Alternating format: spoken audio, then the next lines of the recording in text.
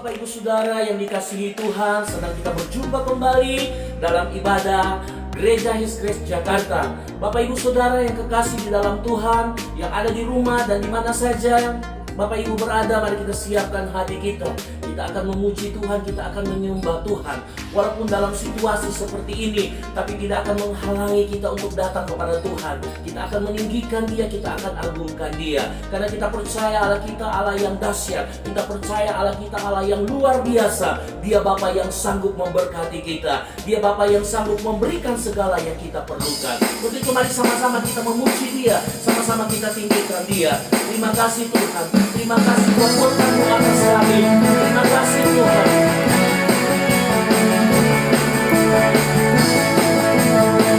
Mari Bapak Ibu yang ada di rumah, di mana saja berada, sama-sama kita katakan, kasih setia-Mu nyata bagiku,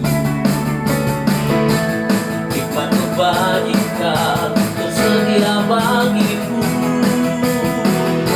sebab alasan-Mu limpahkan segalanya,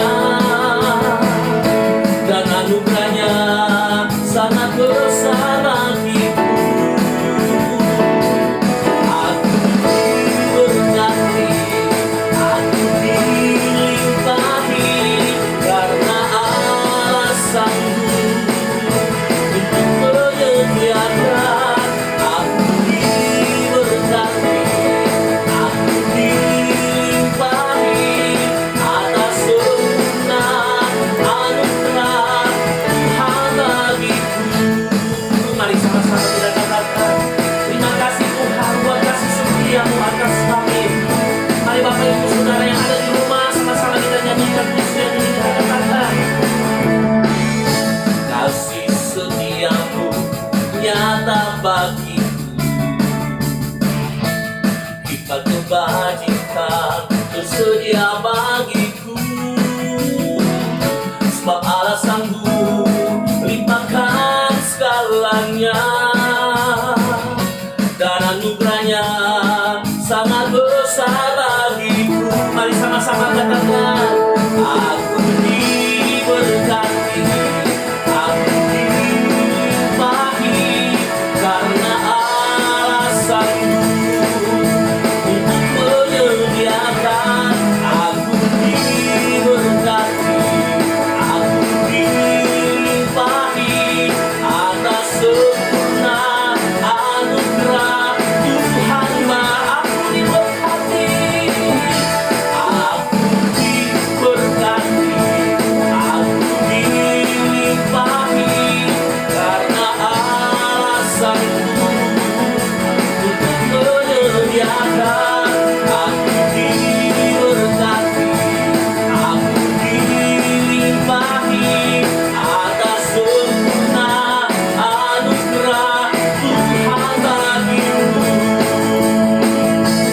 atas sempurna anugerah Tuhan bagiku.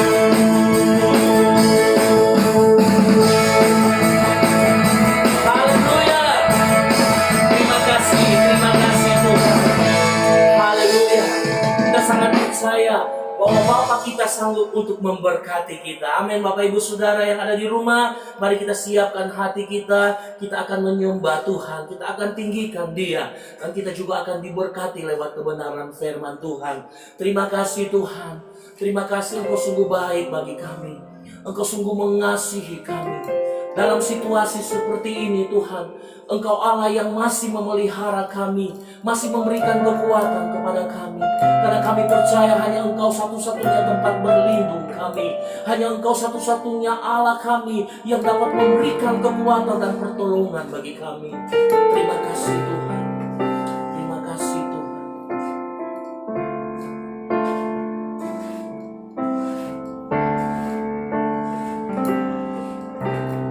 Hanya Kau tempatku berlindung, hanya Engkau raguku dan kekuatanku. Izinkanlah ku dapat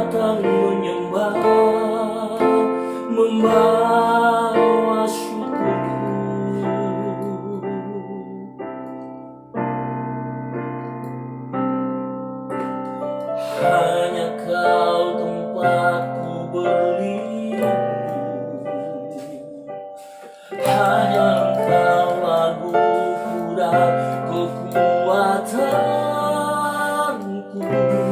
Izinkanlah ku datang menyembah, membawa syukurku.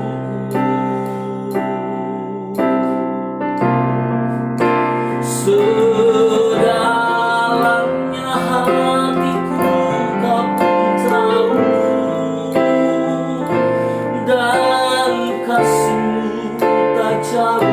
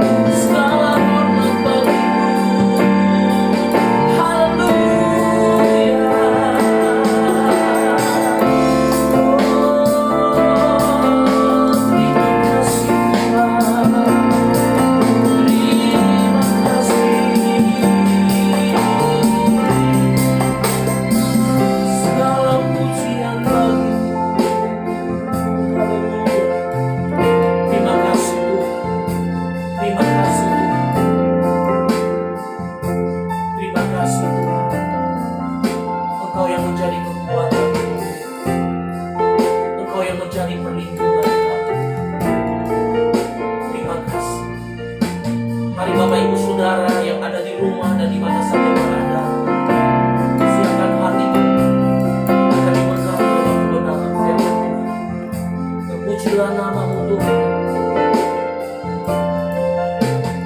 Firman-Mu berkata Kau besertaku.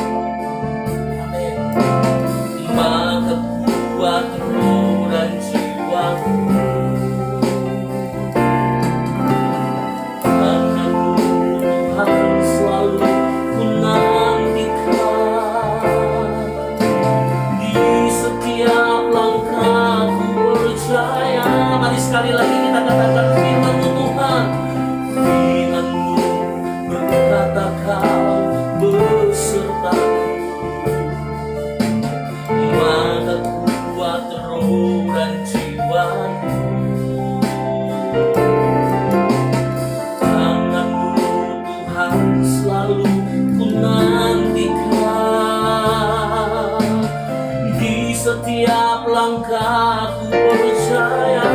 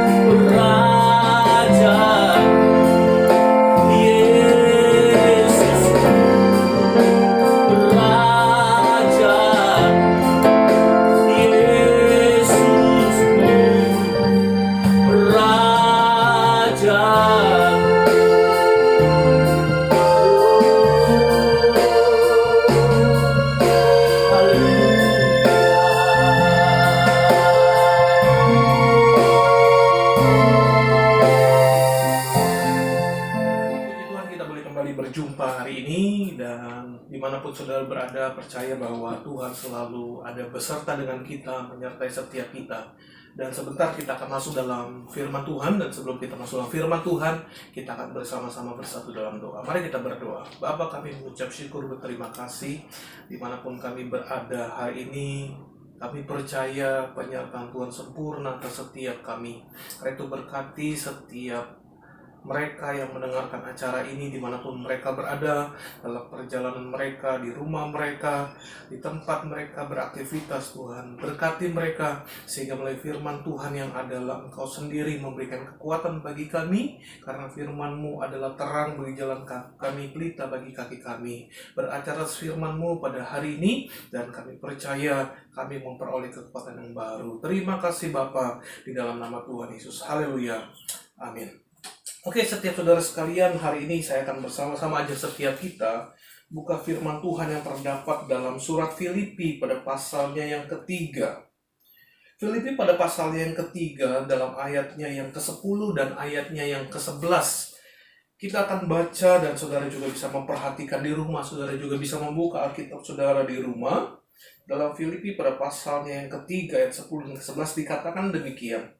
Yang ku kehendaki ialah mengenal Dia dan kuasa kebangkitannya dan persekutuan dalam penderitaannya, di mana aku menjadi serupa dengan Dia di dalam kematiannya, supaya aku akhirnya beroleh kebangkitan dari antara orang mati. Surat Filipi ini ditulis oleh Paulus pada saat Paulus dalam penjara.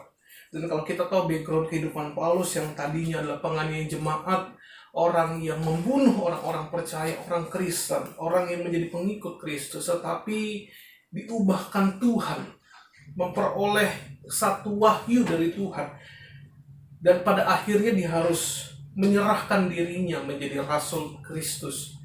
Dan di dalam penjara dia mengingatkan kepada setiap kita apa yang menjadi tujuan utamanya, apa yang menjadi keinginan utamanya, yang paling utama yang dia katakan di sana, yang ku kehendaki ialah mengenal Dia dan kuasa kebangkitannya. Dalam terjemahan yang lain, ayat ini mengatakan satu-satunya yang kuingini ialah mengenal Dia dan kuasa kebangkitannya. Nah, kenapa seorang Rasul Paulus sangat begitu menginginkan bahwa mengenal Kristus menjadi satu-satunya dan kuasa kebangkitan menjadi satu-satunya? Karena ada beberapa pelajaran penting yang bisa kita pelajari hari ini yang akan kita bahas bersama-sama. Kenapa kuasa kebangkitan Kristus menjadi penting untuk kita pelajari? Karena saudara harus sadar, kita harus menyadari bahwa tanpa kebangkitan sia-sialah kepercayaan kita kepada Tuhan. Karena justru kebangkitan Kristuslah yang memberikan kita jaminan keselamatan, yang memberikan kepada kita kepastian untuk menerima kehidupan kekal dalam kerajaan surga. Oleh sebab itu, apa yang bisa kita pelajari dari kuasa kebangkitan Kristus? Yang pertama, saudara coba lihat dalam Matius pasal yang ke-28. Dalam Injil Matius pasal yang ke-28, ayatnya yang ke-6 dikatakan begini. Ia tidak ada di sini sebab ia ini adalah Yesus, telah bangkit sama seperti yang telah dikatakannya. Mari lihatlah tempat ia berbaring. Artinya sebelum Yesus melaksanakan misi agungnya untuk sampai di kayu salib, dia sudah sering kali mengatakan kepada banyak orang, kepada murid-muridnya, bahwa aku akan mati, tetapi pada hari yang ketiga aku akan bangkit, anak manusia akan bangkit. Dan kebangkitan Yesus terbukti, bukan sekedar cerita fiksi, bukan sekedar cerita dongeng, tetapi suatu bukti dari kebangkitan Yesus kita bisa pelajari dalam 1 Korintus pasal 15. Seperti yang saya sampaikan kepada saudara beberapa waktu yang lalu. Ini menyatakan bahwa apa yang Yesus janjikan, apa yang Yesus perkatakan, semuanya tergenapi. Memberikan pelajaran kepada kita mengenai kuasa kebangkitan Kristus, bahwa apa yang Tuhan firmankan, apa yang Tuhan perkatakan, apa yang Tuhan janjikan kepada kita, pastilah Dia akan genapi. Menghadapi keadaan hari-hari ini, menghadapi situasi hari-hari ini, banyak orang takut, banyak orang khawatir, banyak orang cemas sampai kapan situasi ini akan berakhir. Sampai kapan keadaan ini akan segera selesai. Membuat banyak orang khawatir, banyak orang takut, dan tidak ada satu kepastian kapan ini akan berakhir. Tapi saya mau katakan kepada saudara, ingat baik, sekalipun kita mungkin dunia dilanda oleh ketakutan, kekhawatiran, dunia dilanda oleh banyaknya peristiwa-peristiwa yang terjadi akhir-akhir ini. Virus corona yang semakin lama semakin bertambah jumlah jiwa. Kesulitan makanan karena pekerjaan, mungkin saat-saat ini kita sedang tidak bekerja. Tapi yang Tuhan katakan kepada kita seperti Matius pada pasal yang ke-6. Dikatakan di sana, burung pipit di udara Tuhan pelihara, bunga bakung di padang Tuhan hiasi. Apalagi kamu, apalagi kita. Makanya Tuhan katakan, carilah dahulu kerajaan Allah dan kebenarannya. Maka semuanya, baik hal makanan, baik hal pakaian, Tuhan akan tambahkan kepada kita. Makanya dalam penutup Matius 6 ayat 34 yang berkata, oleh sebab itu janganlah kamu khawatir terhadap apapun juga. Karena apa? Karena apa yang Tuhan perkatakan, apa yang Tuhan janjikan kepada saudara, kepada saya, kepada kita semua, pasti akan Tuhan genapi. Kalau dia mengatakan bahwa pada hari yang ketiga anak manusia akan bangkit, dan dia sudah membuktikannya kepada saudara, kepada kita hari ini, dengan kita merayakan kebangkitan Yesus beberapa waktu yang lalu, ini menandakan bahwa kita harus tetap berpegang kepada apa yang Tuhan perkatakan. Peganglah apa yang Tuhan perkatakan, bukan apa yang manusia perkatakan. Peganglah apa yang Tuhan firmankan kepada kita, bukan dengan dunia yang memberitakan ketakutan kepada kita. Bukan berarti kita harus melawan apa yang pemerintah arahkan kepada kita, himbauan yang pemerintah berikan kepada kita, bukan. Sebagai orang Kristen yang tinggal di dalam suatu negara, Tuhan juga katakan kita harus tunduk kepada pemerintah yang ada di atas kita. Karena itu pun yang Yesus lakukan pada saat Yesus menjadi manusia. Di bawah pemerintahan Romawi, pada saat Yesus harus ditanya, uang siapakah ini? Haruskah aku membayar pajak kepada kaisar? Tapi Yesus memberikan contoh kepada mereka, gambar siapakah yang ada di uang ini. Lalu Yesus katakan, berikanlah kepada Allah apa yang harus diberikan, dan berikanlah kepada kaisar apa yang harus diberikan. Artinya Yesus memberikan teladan hidup kepada kita. Menjadi manusia, Yesus menjadi manusia untuk memberikan teladan kehidupan kepada saudara, kepada saya. Memberikan contoh kepada kita apa yang harus kita lakukan menghadapi situasi, menghadapi arahan-arahan yang pemerintah berikan kepada kita. Yesus sudah memberikan teladan itu kepada kita. Tapi yang pertama yang saya mau tekankan kepada saudara, belajar dari peristiwa kebangkitan Kristus. Mengenal kuasa kebangkitan Kristus seperti apa yang Paulus katakan kepada kita. Memberikan pelajaran bahwa apa yang Tuhan janjikan, apa yang Tuhan firmankan kepada kita, pastilah Tuhan akan genapi kepada kita. Dan itu yang harus menjadi pegangan kita hari ini. Yang kedua, apa yang bisa kita pelajari dari kuasa kebangkitan Kristus? Kisah Rasul pada pasalnya yang keempat. Kisah Rasul pasal yang keempat, ayatnya yang ke-17 sampai dengan ayatnya yang ke-21. Kisah Rasul pasal yang keempat, ayat 17 sampai dengan ayat yang ke-21. Kita akan melihat satu peristiwa yang luar biasa di sana. Dikatakan begini, tetapi supaya hak itu jangan makin luas tersiar di antara orang banyak, baiklah kita mengancam dan melarang mereka, supaya mereka jangan berbicara lagi dengan siapapun dalam nama itu. Dan setelah keduanya disuruh masuk, mereka diperintahkan supaya sama sekali jangan berbicara atau mengajar lagi dalam nama Yesus. Tetapi Petrus dan Yohanes menjawab mereka, silakan kamu putuskan sendiri manakah yang benar di hadapan Allah. Taat kepada Allah, taat kepada kamu, atau taat kepada Allah.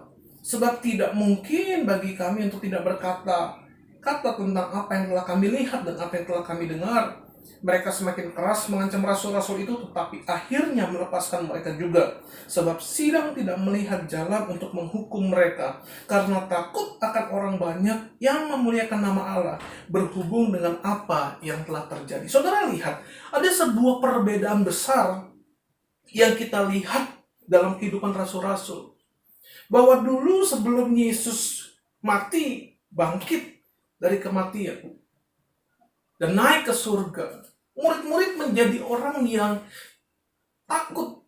Bahkan Petrus sendiri pada saat dia harus melihat penyaliban Tuhan, pada saat orang berkerumun dan bertanya kepada dia, bukankah kamu adalah orang yang mengikuti dia? Bukankah kamu salah satu muridnya? Dan yang terjadi, Petrus harus menyangkal Yesus. Berkali-kali dia menyangkal Yesus. Kenapa? Karena ada perasaan takut, cemas, bimbang. Tetapi kuasa kebangkitan Kristus mengubahkan kehidupan mereka. Yang tadinya penakut, yang tadinya tidak berani memberitakan karya agung Tuhan, tapi menjadi orang yang lebih memilih taat kepada Tuhan daripada taat kepada manusia. Karena apa yang harus mereka lakukan sebagai pemberita firman Tuhan, mereka harus menyampaikan kabar itu kepada banyak orang. Contoh yang lain yang bisa kita lihat juga, bagaimana kehidupan dari Paulus yang kita baca dalam surat Filipi. Sebagai kehidupan penganiaya jemaat orang Farisi yang memahami firman Tuhan, yang memahami kitab suci. Bahkan Alkitab mencatat bahwa dia adalah murid terbaik, orang yang melakukan kegiatan keagamaan dengan sempurna. Tetapi Tuhan mengubahkan kehidupannya. Yesus mengubah kehidupannya. Maka itu Paulus sampai mengatakan, yang ku kehendaki hanya mengenal dia dan kuasa kebangkitannya. Karena kuasa kebangkitan Yesus mengubah kehidupan setiap kita. Kuasa kebangkitan Yesus mengubah kehidupan lama kita menjadi kehidupan yang baru. Karena ingat baik, tidak ada seorang pun hari ini yang bisa berubah tanpa mengenal Tuhan, tanpa mengenal kebenaran, tanpa mengenal kuasa kebangkitan. Maka itu karena kuasa kebangkitan Yesus, kuasanya sanggup mengubahkan kehidupan kita. Maka itu dalam perayaan tiap tahun peristiwa kematian Tuhan dan kebangkitan Kristus, mari jangan kita rayakan hanya seperti seremoni tahunan biasa. Kita perjamuan kudus, pada saat mungkin Jumat Agung, pada saat kebangkitan, kita hanya rayakan menjadi seremoni. Tetapi baiklah kita maknai bahwa ada satu titik perubahan kehidupan kita. Pada saat kita perjamuan kudus, mengangkat roti, mengangkat anggur, kita diingatkan bahwa karyanya sempurna atas kita. Dia sanggup mengubah kehidupan kita dari kehidupan yang lama menjadi kehidupan yang baru. Dari kehidupan yang penuh dengan dosa menjadi kehidupan yang memuliakan nama Tuhan. Itu pelajaran yang kedua yang bisa kita pelajari dari kuasa kebangkitan Kristus. Yang ketiga, coba kita lihat bersama-sama dalam 1 Korintus pada pasal yang ke-15. 1 Korintus pasal yang ke-15 ayatnya yang ke-57 sampai dengan 58 berkata begini. Tetapi syukur kepada Allah yang telah memberikan kepada kita kemenangan oleh Yesus Kristus Tuhan kita. Karena itu saudara-saudaraku yang kekasih, berdirilah teguh, jangan goyah, dan giatlah selalu dalam pekerjaan Tuhan. Sebab kamu tahu bahwa persekutuan dengan Tuhan, jerih payahmu tidak sia-sia. Firman Tuhan katakan, syukur kepada Allah yang telah memberikan kepada kita kemenangan oleh Yesus Kristus. Kapan kemenangan itu kita terima? Pada saat Yesus bangkit dari kematian. Pada saat Yesus bangkit dari antara orang mati. Itulah kemenangan kita yang sesungguhnya. Maka itu Tuhan katakan begini, karena Yesus sudah bangkit, karena Yesus sudah menang, dan kemenangan itu diberikan kepada kita. Firman Tuhan ingatkan, saudaraku yang kasih, berdirilah teguh dan jangan goyah. Berdirilah teguh dan jangan goyah. Ini memberikan pelajaran kepada kita bahwa kuasa kebangkitan Kristus memampukan saudara dan saya, memampukan kita untuk bisa bertahan dalam iman. bertahan menghadapi setiap tantangan, bertahan menghadapi setiap kesulitan, bertahan dalam menghadapi setiap ujian-ujian yang Tuhan izinkan terjadi kepada kita. Karena syukur kepada Allah, karena Yesus telah menang. Dan kemenangan itu diberikan kepada saudara, kepada saya. Maka itu dari awal saya menyampaikan firman Tuhan ini kepada saudara. Saya sampaikan kepada saudara, untuk kita tidak takut, kita gak gentar. Mungkin secara manusia, pada saat kita berpikir dan melihat banyaknya berita di sana-sini, mengenai situasi yang terjadi, mungkin kita kehilangan pekerjaan kita, mungkin kita kehilangan pemasukan kita, kita kehilangan orang-orang yang kita sayangi, mungkin yang ada di sekitar kita. Karena virus ini memberikan dampak besar dalam kehidupan banyak orang. Tetapi saya mau katakan sama saudara, kuasa kebangkitan Kristus memampukan kita, memampukan saudara dan saya untuk kita bisa bertahan. Karena apa? Karena kuasa kebangkitan. Kenapa kita bisa bertahan? Karena Kristus sudah menang. Karena Kristus sudah menang, memberikan kepada kita kepastian, kekuatan, jangan goyah. Tetap teguh berdiri. Itu pelajaran bisa kita pelajari dari kuasa kebangkitan Kristus. Yang ketiga. Yang keempat masih dalam ayat yang ke-58. Dari ayat 57 saya bacakan sama saudara. Tetapi syukur kepada Allah yang telah memberikan kepada kita kemenangan. Kemenangan itu diberikan kepada saudara oleh Yesus Kristus. Karena itu saudara-saudaraku yang kekasih, berdirilah teguh, jangan goyah dan giatlah selalu dalam pekerjaan Tuhan. Sebab kamu tahu bahwa dalam persekutuan dengan Tuhan, jerih payahmu tidak sia-sia. Memberikan pelajaran kepada kita bahwa kebangkitannya membuat apa yang kita lakukan tidak menjadi sia-sia. Kepercayaan kita kepada Tuhan tidak sia-sia. Pekerjaan yang sudah kita lakukan hari-hari ini tidak sia-sia. Oleh sebab itu jangan pernah saudara berpikir pada saat saya bisa melayani di gereja, saya bisa beribadah di gereja, itu adalah sesuatu yang saya lakukan untuk Tuhan. Firman Tuhan katakan kepada kita, apapun juga yang kita perbuat, perbuatlah dengan segenap hatimu. Bukan untuk manusia tetapi untuk Tuhan. Jadi apapun aktivitas saudara-saudara di rumah, saudara membantu orang lain, saudara mempersiapkan mungkin untuk memberikan bantuan kepada mereka-mereka yang berkekurangan, itu pun saudara lakukan bukan untuk manusia tetapi untuk Tuhan. Ini yang harus saudara pegang, bahwa apa yang saudara lakukan bagi mereka yang susah, bagi mereka yang sulit, firman Tuhan katakan, jerilah kita tidak sia-sia. Apa yang kita lakukan untuk mereka seperti yang kita lakukan untuk Tuhan tidak sia-sia. Karena apa? Karena kuasa kebangkitan Kristus.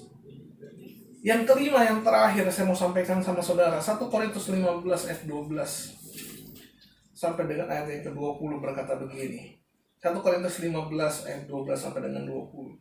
Jadi bila mana kami beritakan bahwa Kristus dibangkitkan dari antara orang mati, bagaimana mungkin ada di antara kamu yang mengatakan bahwa tidak ada kebangkitan orang mati?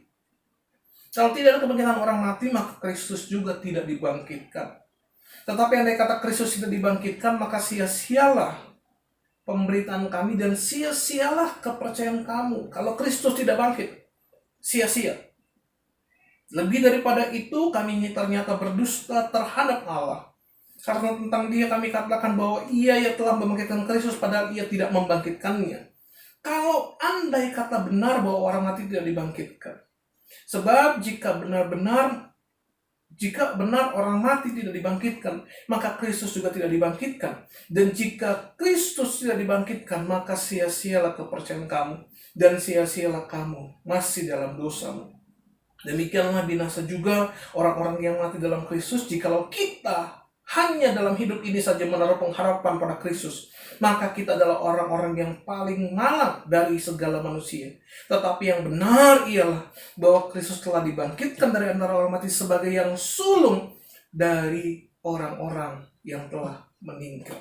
Jadi pelajaran terakhir mengenai kuasa kebangkitan Kristus, bahwa kebangkitan Kristus memberikan pengharapan kepada kita bahwa ada kehidupan sesudah kematian. Ada kehidupan yang baru sesudah kita tinggalkan dunia ini. Ada satu kehidupan yang kekal yang kita akan jalani nanti bersama-sama dengan Tuhan, bersama-sama dengan Kristus.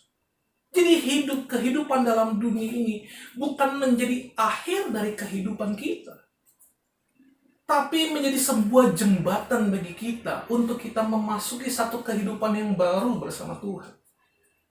Maka itu, kalau kita tahu bahwa ada kehidupan sesudah kita mati, ada kehidupan yang baru sesudah kita meninggalkan dunia ini, berarti kita harus betul-betul mempersiapkan hidup kita untuk memasuki satu kehidupan yang baru bersama Tuhan.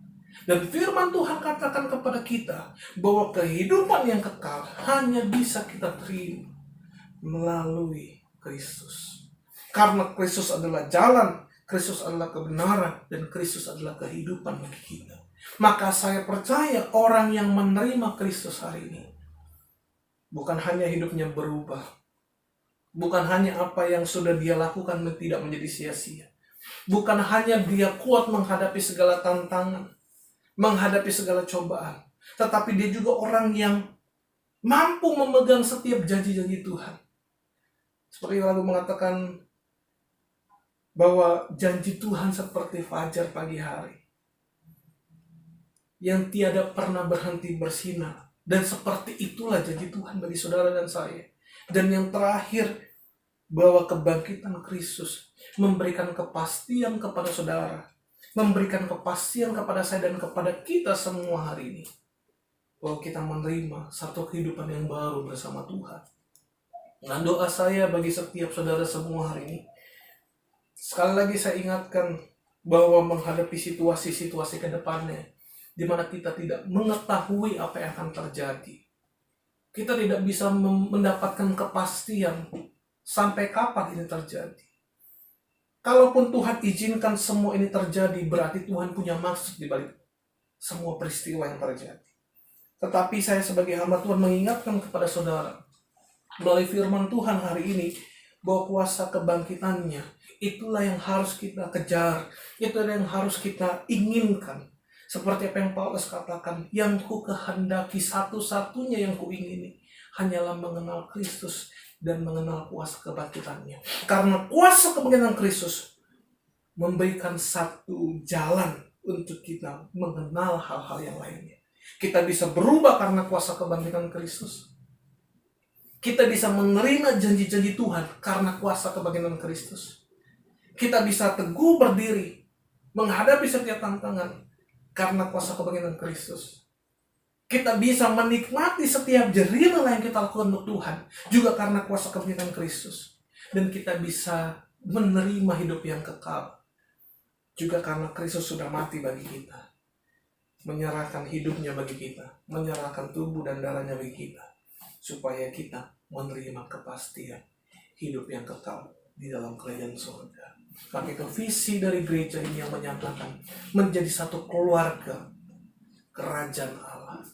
Kita menjadi satu keluarga, orang yang menerima Kristus, tidak lagi perbedaan. Orang yang menerima Kristus dipersatukan, apapun teologimu, apapun yang engkau yakini, di dalam Kristus kita menjadi satu. Apapun pandangan teologismu, di mata Tuhan, Tuhan tidak peduli pandangan teologi saudara. Tapi yang Tuhan peduli apa yang sudah engkau lakukan pada saat engkau sudah mengenal aku sebagai Tuhan dan menerima kuasa kebangkitanku. Oleh sebab itu, ini doa saya bagi kita semua, tetap kuat, tetap teguh berdiri, hadapi setiap tantangan dan ujian yang Tuhan izinkan terjadi kepada kita. Karena Yesus sudah memberikan kemenangan bagi kita, maka pasti kita sanggup melewati semuanya.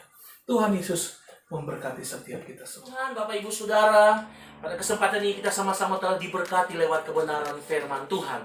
Mari Bapak Ibu Saudara, kita siapkan hati kita. Pada saat ini kita akan masuk dalam perjamuan kudus. Tapi sebelum kita masuk dalam perjamuan kudus, ada satu hal yang kami akan sampaikan kepada Bapak Ibu Saudara, bahwa bagi Bapak Ibu Saudara yang rindu untuk memberikan persembahan, Bapak Ibu bisa langsung mentransfer ke rekening BCA dengan nomor yang ada di bawah ini.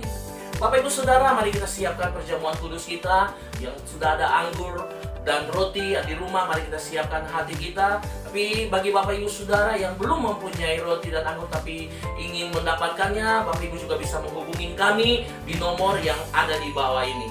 Tuhan memberkati kita semua. Kita siapkan hati. Saat ini kita akan dalam perjamuan kudus. Bagi setiap saudara semua yang sudah punya roti dan anggur, sudah bisa mempersiapkan diri saudara masuk dalam perjamuan kudus.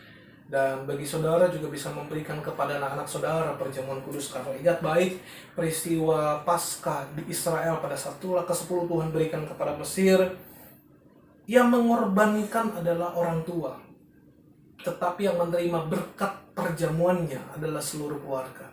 Jadi saudara sebagai orang tua, saudara bisa mengangkat perjamuan kudus untuk kemudian nanti saudara akan berikan kepada anak saudara. Karena Tuhan memberikan hidupnya, memberikan nyawanya kepada setiap kita semua. Tidak terbatas saudara sebagai orang dewasa, tapi saudara selalu bisa memberikan kepada keluarga besar saudara. Dan oleh sebab itu, saudara juga yang tidak memiliki perjamuan kudus, saudara bisa memintanya melalui nomor yang tadi sudah diberikan kepada saudara, untuk kita bisa bersama-sama menyatu dengan tubuh dan darah Tuhan. Karena ingat baik, perjamuan kudus bukan hanya sekedar seremoni ibadah. Mungkin kita bisa merayakan perjamuan kudus pada saat Jumat Agung, pada saat hari kebangkitan Tuhan. Tetapi tidak sebatas sampai di situ saja. Kuasa kebangkitan Kristus itu yang harus kita ingat. Bahwa pada saat kita menyatu dengan tubuh dan darah Tuhan, kita mengingat ada karya Tuhan. Ada satu perbuatan ajaib Tuhan yang Tuhan lakukan bagi kita. Dan kebangkitannya membuktikan bahwa janji-janji yang pasti tergenapi bagi kita semua. Saya akan bacakan ayat firman Tuhan sebelum kita masuk dalam perjamuan kudus dalam 1 Korintus pada pasal yang ke-11. Ayat ke-23 berkata demikian. Sebab apa yang telah kuteruskan kepadamu telah kuterima dari Tuhan, yaitu bahwa Tuhan Yesus pada malam waktu ia diserahkan mengambil roti, dan sesudah itu ia mengucap syukur atasnya, ia memecah-mecahkan yang berkata, inilah tubuhku yang diserahkan bagi kamu. Perbuatlah ini menjadi peringatan akan aku. Mari kita angkat roti bersama-sama dan dengan iman kita ucapkan sebagai doa iman pengakuan kita sama Tuhan. Sebab apa yang kita ikat di bumi terikat di surga. Mari kita doa bersama-sama dalam nama Tuhan Yesus. Inilah roti yang turun dari surga. Inilah tubuh Yesus Kristus yang tergantung di kayu salib untuk memberikan kami keselamatan, memberikan kepada kami hidup kekal dalam kerajaan surga. Oleh kuasa tubuh Kristus menyempurnakan setiap tubuh kami yang sakit, sehingga mulai hari ini organ-organ tubuhku sempurna, memberikan kekuatan kepada kelemahan-kelemahan tubuhku. Dan mulai hari ini kemanapun kami melangkah, kemanapun kami pergi berjalan bersama keluarga, bersama anak Tuhan, jaga Tuhan lindungi, dijauhkan segala yang jahat. Kami tolak kecelakaan, kami tolak perbuatan jahat manusia di dalam nama Tuhan Yesus. Inilah tubuh Yesus Kristus. Mari kita terima dengan iman adalah tubuh Kristus.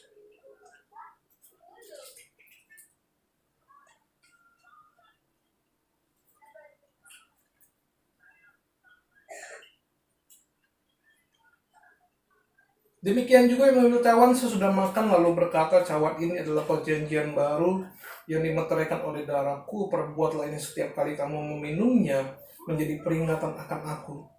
Sebab setiap kali kamu makan roti ini dan minum cawan ini, kamu memberitakan kematian Tuhan sampai ia datang. Mari angkat cawan anggur bersama-sama dan dengan iman kita ucapkan sebagai doa pengakuan iman kita sama Tuhan. Dalam nama Tuhan Yesus, inilah darah Yesus Kristus, darah perjanjian yang baru dan yang kekal, untuk memberikan kami pengampunan penebusan atas segala dosa dan segala kesalahan kami, sehingga mulai hari ini kami termeterai sebagai anggota keluarga Allah, menjadi keluarga kerajaan Allah, yang dijanjikan oleh Tuhan. Kami akan punya rumah di bumi, kami punya rumah di surga. Oleh kuasa darah Kristus, oleh kuasa bilurnya, dari ujung kepala sampai ujung kaki kami mulai hari ini sehat sempurna. Kami tolak segala penyakit, kami tolak segala kelemahan-kelemahan tubuhku, dan kami bersyukur kami sehat, peredaran darah sempurna, setiap saraf-saraf disempurnakan. Kami bersyukur mulai hari ini kami sehat, kami diberkati, kami diangkat sebagai anak-anak Allah, menjadi ahli waris kerajaan sorga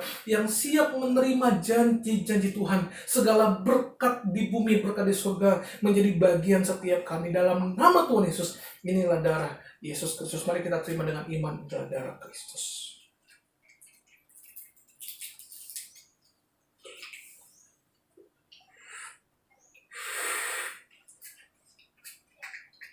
Saudara yang telah menyentuh tubuh dan darah Yesus, bersyukur kepada Tuhan atas setiap pengorbanan yang Tuhan berikan bagi kita.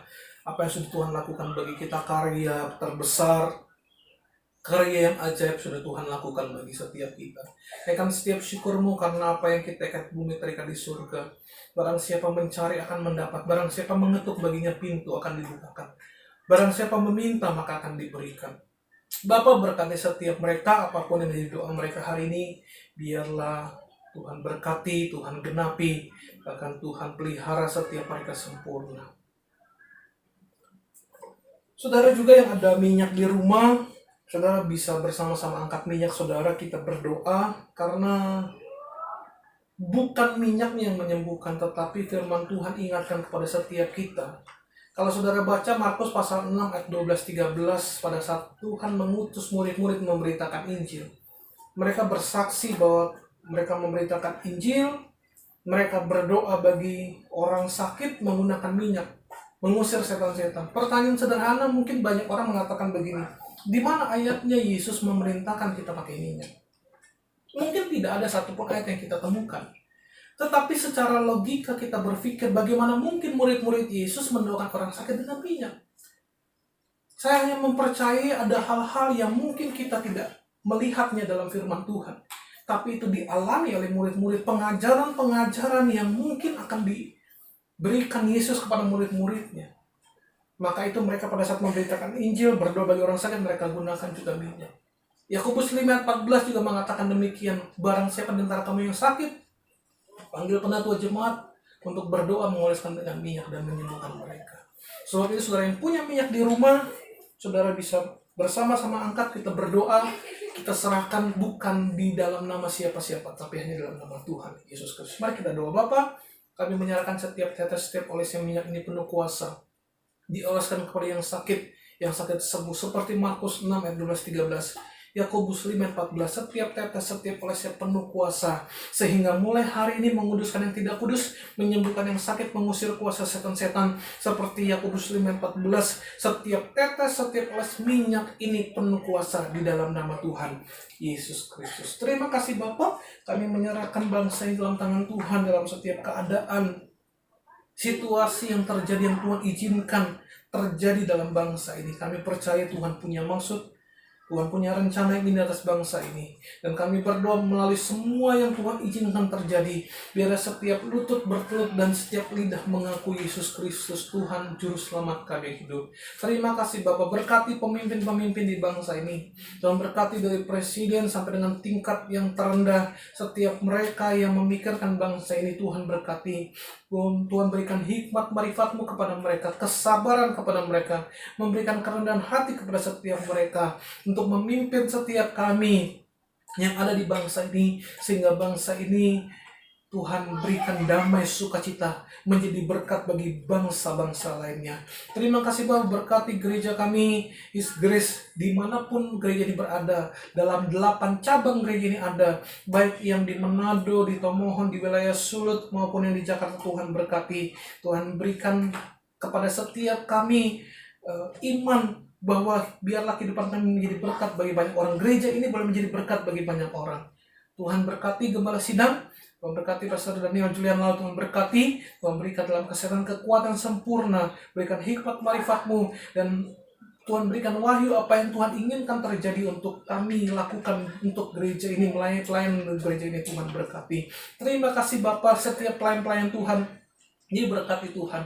Setiap mereka juga yang ada dalam gereja ini sebagai jemaat-jemaat Tuhan, berkati setiap mereka. Ikat kami dengan tali kasih Tuhan. Setiap jemaat-jemaatmu juga dimanapun mereka berada yang menyaksikan acara ini. Mereka yang sakit mereka disembuhkan, mereka yang lemah dikuatkan. Bahkan setiap mereka yang menghadapi kesulitan kehidupan mereka, Tuhan berikan kemampuan bagi mereka, kekuatan bagi mereka, untuk mereka tetap teguh berdiri. Mereka tetap kuat di dalam Tuhan dan mereka bisa mencapai kemenangan demi kemenangan seperti yang Tuhan sudah janjikan. Terima kasih Bapa. Kami berkati setiap mereka yang sudah mendengarkan acara ini dan kami percaya penyertaan Tuhan selalu sempurna atas setiap kami. Kami akan akhiri dan kami percaya biarlah berkat Tuhan selalu tercurah atas setiap kami. Berkat dari Bapa, Anak dan Roh Kudus, penyertaan yang sempurna dari Roh Kudus yang akan menjaga setiap keluar masuk kita, yang akan memberkati roti makanan kita dan air minuman kita, sehingga kemanapun kita melangkah tanah kita injak diberkati Tuhan, dan biarlah menjadikan kita, hidup kita menjadi berkat bagi banyak orang. Tuhan Yesus memberkati. Haleluya. Amin.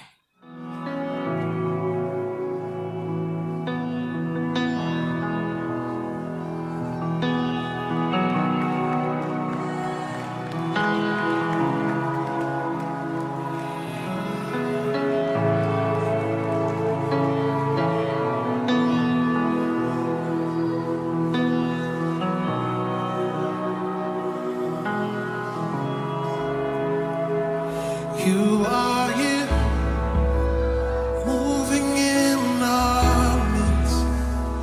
I worship you, I worship you. You are here, working in this place. I worship you, I worship you.